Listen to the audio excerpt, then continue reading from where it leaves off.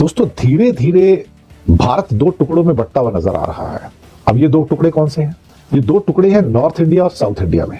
North India में एक हिस्सा आप वेस्टर्न इंडिया का भी जोड़ दो तो ज्यादा अच्छा रहेगा, महाराष्ट्र गुजरात को, लेकिन उनको अलग भी कर दें अगर दोनों को। नॉर्थ इंडियन स्टेट में आपको जो एजुकेशनल स्टैंडर्ड है वो मुश्किल से 60-65% की लिटरेसी है, वहां पर बहुत ज्यादा होगी 70% के आसपास की, जबकि साउथ इंडियन स्टेट जो है 90% से ऊपर की लिटरेसी है इनकी। उनके हेल्थ स्टैंडर्ड भी अच्छे हैं। अगर साउथ इंडिया और वेस्ट इंडिया इनको फीड कर रहा है साहब, और अभी भी इनकी भूख मिटी नहीं है, अभी भी इनको मुफ्त की रोटी चाहिए। वो $680 में से भी आधा $340 तो रेमिटेंस में आता है, जो लोकल रेमिटेंस है। सवालों के घेरे में दरअसल क्या है ना कि अब ये है कि आप इन सो कॉल्ड बीमारू स्टेट्स को कब तक फीड करोगे। ये 78 साल से बीमारू है साहब।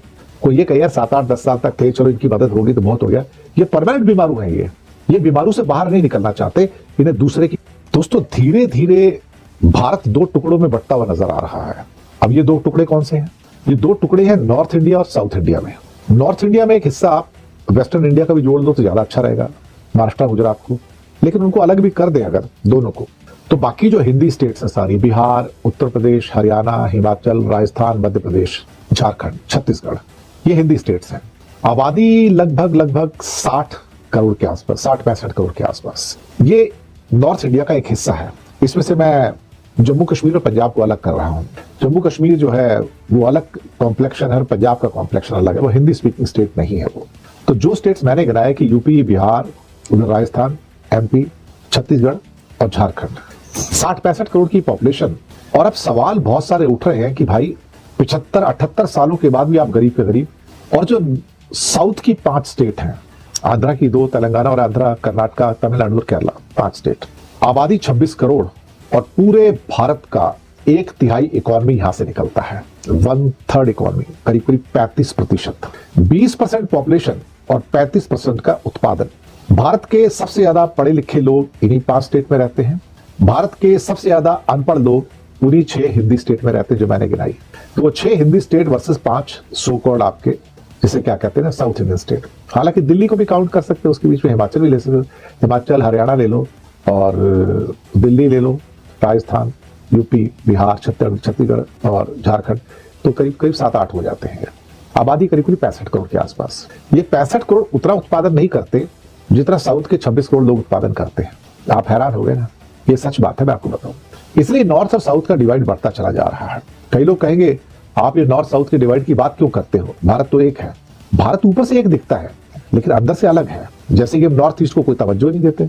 नॉर्थ ईस्ट के लोग जब आते हैं नौकरी वगैरह करने को, तो हमारे नॉर्थ इंडिया में उनको किस निगाह से देखा जाता है, उनको कौन से शब्दों का इस्तेमाल करते हैं कि ऐसी शक्लों वाले लोग यहाँ पर कहां से आ गए। माइंडसेट का फर्क है नॉर्थ इंडिया के स्टेट्स के और साउथ इंडियन स्टेट्स के माइंडसेट में फर्क। साउथ इंडिया सारा का सारा बहुत सभ्य है, सिविलाइज्ड है। शब्द कई लोगों को थोड़ा सा नागवार गुजरेगा जो मैं बोलने जा रहा हूं। और नॉर्थ इंडिया के जो हिंदी स्टेट्स हैं वहां पे सिविक सेंस की बहुत कमी है। एक बहुत बड़ी संख्या अनसिविलाइज्ड है और साउथ में सिविलाइज्ड है। इसलिए कहता हूं कि भारत 2 भागों में बटा हुआ है। यहाँ पर मैं बाकी भागों की तो बात ही नहीं कर रहा हूं। नॉर्थ इंडिया, साउथ इंडिया, सिर्फ इकोनॉमिक फिगर्स की बात नहीं है इसमें। इकोनॉमी, लोगों की सोच, विचार, डिसिप्लिन। सड़कों पर देखो तो आपको गंदगी नहीं मिलेगी, साफ सुथरापन मिलेगा आपको। यहाँ पर बिल्कुल नीट एंड क्लीन सड़कें मिलेगी, सफाई बहुत ज्यादा है, लोगों में सभ्यता बहुत है, सिविक सेंस बहुत है, ट्रैफिक डिसिप्लिन बहुत है यहाँ पर, जो आपको नॉर्थ इंडिया में नहीं मिलेगा बिल्कुल। साउथ इंडिया में जो एजुकेशनल स्टैंडर्ड्स हैं बहुत ज्यादा हाई है। इसलिए आप पाएंगे कि जितने भी अमेरिका में अधिकतर जो लोग आपको मिलेंगे H1B वीजा वाले टेक जायंट्स, सारे साउथ वाले हैं। ऑलमोस्ट 80% साउथ से आते हैं, 20% बाकी इंडिया से आते हैं। एजुकेशन और हेल्थ के parameters south India north India के मुकाबले कम से कम 100 साल आगे है। एक्चुअली साउथ के जो राज्य है ना, आजादी के टाइम पे इतने गरीब थे जितने सो कॉल्ड जैसे क्या कहते हैं यूपी और बिहार थे, उतने गरीब थे। लेकिन इन्होंने बहुत मेहनत की वहां पर, अथाह मेहनत की साहब, और अपने आप को इस काबिल बनाया। ये केंद्र सरकार के ऊपर निर्भर नहीं रहे, ये अपनी ताकत पर, अपनी मेहनत पर निर्भर रहे। अपनी एजुकेशन के ऊपर उन्होंने बहुत जोर दिया। अभी एजुकेशन में जोर देना तो केंद्र सरकार का काम नहीं, स्टेट गवर्नमेंट्स का काम था ना। तो स्टेट गवर्नमेंट ने तो एजुकेशन को बढ़ावा दिया नहीं, हेल्थ को बढ़ावा दिया नहीं, तो अनपढ़ रखा उनको। आज जहां नॉर्थ इंडियन स्टेट में आपको जो एजुकेशनल स्टैंडर्ड है वो मुश्किल से 60-65% की लिटरेसी है, वहां पर बहुत ज्यादा होगी 70% के आसपास की, जबकि साउथ इंडियन स्टेट जो है 90% से ऊपर की लिटरेसी है इनकी। उनके हेल्थ स्टैंडर्ड भी अच्छे हैं। अगर सपोज करो कि बर्थ रेट को देखा जाए तो बिहार में 3 का है, तमिलनाडु में 1.4 का है, आधे से भी कम है। आप सोचिए, ये यूरोपियन रेट है। तो अगर आप पॉवर्टी को देखो तो बिहार में 1/3 लोग अंडर द पॉवर्टी लाइन है। जबकि तमिलनाडु में मुश्किल से 11% पॉवर्टी लाइन के नीचे नहीं है, बस थोड़े बहुत गरीब है। चाइल्ड मोर्टेलिटी रेट बिहार में 27 है, तमिलनाडु में 13 ही है। मैंने एग्जाम्पल के तौर पर तमिलनाडु लिया, मैंने केरला लिया ही नहीं। केरला तो टॉप पे बिल्कुल ही, वो तो तमिलनाडु से भी आगे है। प्रेगनेंसी में जो डेथ है बिहार में जहां 118 है, तमिलनाडु में सिर्फ 54 है, और बिहार केरला में तो और भी कम है। पब्लिक हॉस्पिटल बिहार की आबादी जबकि तमिलनाडु से ज्यादा है, दुगनी से थोड़ी सी कम है, और 1862 हॉस्पिटल या प्राइमरी सेंटर बिहार में, जबकि उसके मुकाबले तमिलनाडु में 2644। अब यहां पर क्या होता है ना कि लगातार साउथ इंडिया नॉर्थ इंडिया को फीड कर रहा है। पैसे साउथ इंडिया कमाता है, टैक्सेस ज्यादा साउथ इंडिया देता है, और वो बांट दिए जाते हैं यूपी बिहार के अंदर, या राजस्थान के अंदर, या एमपी के अंदर, या झारखंड के अंदर, या छत्तीसगढ़ के अंदर। एग्जाम्पल के तौर पर अगर बिहार आपको केंद्र के खाते में 1 रुपए देता है तो उसको 7 रुपए 3 पैसे वापस दिए जाते हैं इनाम के तौर पर। 7 रुपए 3 पैसे। ये 7 रुपए 3 पैसे कौन कमाता है साहब? 1 रुपए कमाएगा बिहार, उसके ऊपर 6 रुपए 3 पैसे एक्स्ट्रा कहां से आते हैं? ये कौन कमा रहा है साहब? ये यूपी राजस्थान तो नहीं दे रहे ना, ये साउथ वाले दे रहे हैं सारे। आप खुद ही सोच लीजिएगा ये साउथ का क्या हाल है। साउथ तो पेमेंट कर करके मर गया साहब। इनकी भूख शांत नहीं होती, इनकी गरीबी भी शांत नहीं होती, बल्कि साउथ के द्वारा दिया गया पैसा नॉर्थ इंडियन स्टेट्स वाले हजम कर जाते हैं, करप्शन के अंदर खा जाते हैं। मुफ्त का पैसा है ना साहब, मुफ्त की डोज और ग्रांट मिल रही है केंद्र से। आप कहोगे मैं डाउनग्रेड क्यों कर रहा हूं नॉर्थ इंडिया को? मैं कहां डाउनग्रेड कर रहा हूं? मैं ये कह रहा हूं कि ये लोग अपने पैरों पे ही नहीं खड़े हो पाए। एक्चुअली इन्होंने जरूरत ही नहीं समझी अपने पैरों पर खड़े हैं। हरियाणा ठीक है, दिल्ली भी ठीक है, उसमें हिमाचल भी ठीक ठाक है, उत्तराखंड हिली स्टेट से इनको मदद मिल जाती है। लेकिन जब मेजर स्टेट को पैसे ज्यादा दे दिए जाते हैं, उत्तर प्रदेश को 1 रुपए के बदले में 2.5 रुपए वापस मिलते हैं, ये पैसे कौन कमा रहा है उनके लिए साहब?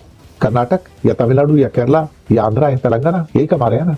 लेकिन जिन गरीबों को दिया जाता है बिहार यूपी को, क्या वो उसको जस्टिफाई करते हैं? नहीं, वो 24 घंटे कटोरा लेके खड़े रहते हैं, 24 घंटे।